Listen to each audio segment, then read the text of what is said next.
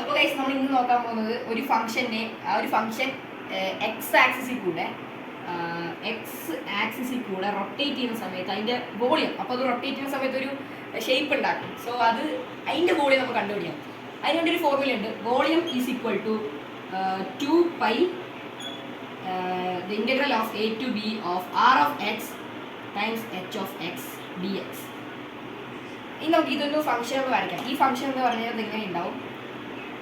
0 to 4 ആണ്. 0 to 4. അപ്പോൾ ഇത് എക്സ് ആക്സിസിൽ കൂടെ കറങ്ങുന്നത്. അതായത് ഇതാണ് എക്സ് ആക്സിസിൽ കൂടെ കറങ്ങുകയാണ് ഇങ്ങനെ. അപ്പോൾ കറങ്ങുന്ന സമയത്ത് അവിടെ ഷേപ്പ് ഉണ്ടാകും. അതിൻ്റെ വോളിയം എത്രയാണ് നമുക്ക് കണ്ടുപിടിക്കേണ്ടത്. അപ്പോൾ നമ്മൾ എന്ത് ചെയ്യണം? ഇതിപ്പോൾ എക്സ് ആക്സിസിലൂടെയുള്ള കറങ്ങുന്നത്. അപ്പോൾ നമ്മൾ എന്ത് ചെയ്യണം? വൈ ആക്സിസ് പോലത്തെ, അതായത് വൈ ആക്സിസിന് പാരലൽ ആയിട്ടുള്ള പോലത്തെ ഒരു റെക്റ്റാങ്കിൾ വരയ്ക്കണം. ഇപ്പോൾ നമുക്ക് ഇതാ ഇവിടെ നിന്ന് ഇവിടേക്കുള്ള ദൂരമായിരിക്കും അതിൻ്റെ റേഡിയസ്. അപ്പോൾ നമുക്ക് മനസ്സിലായി radius is parallel to X. അപ്പോൾ നമുക്കറിയാം R is equal to X.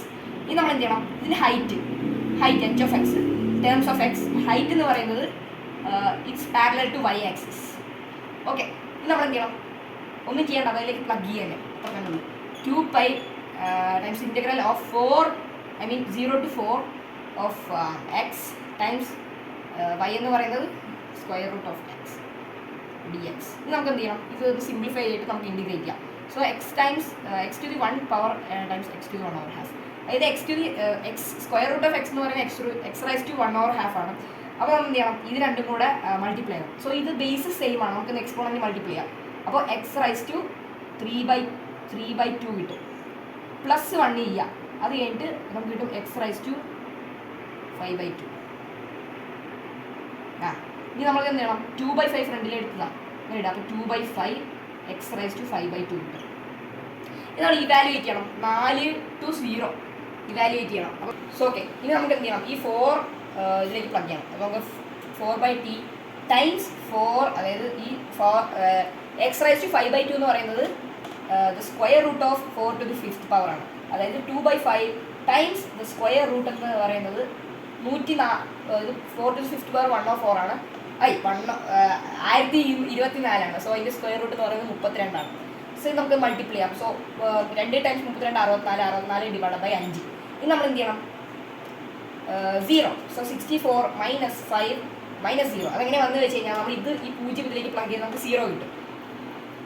So okay, -0. ഇനി നമ്മൾ എന്ത് ചെയ്യണം അറിയോ? ഇത് വായിക്കാം.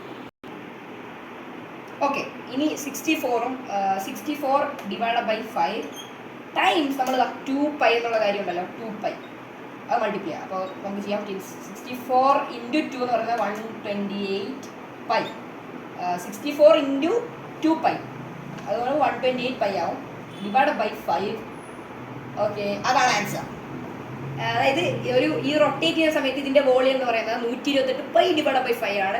ഡിസിമൽ വാല്യൂ നമുക്ക് വേണമെങ്കിൽ നോക്കാം, പക്ഷേ ഞാൻ എൻ്റെ ഇപ്പോൾ കാൽക്കുലേറ്റർ ഇല്ല. സോ അസ്സലാമു അലൈക്കും.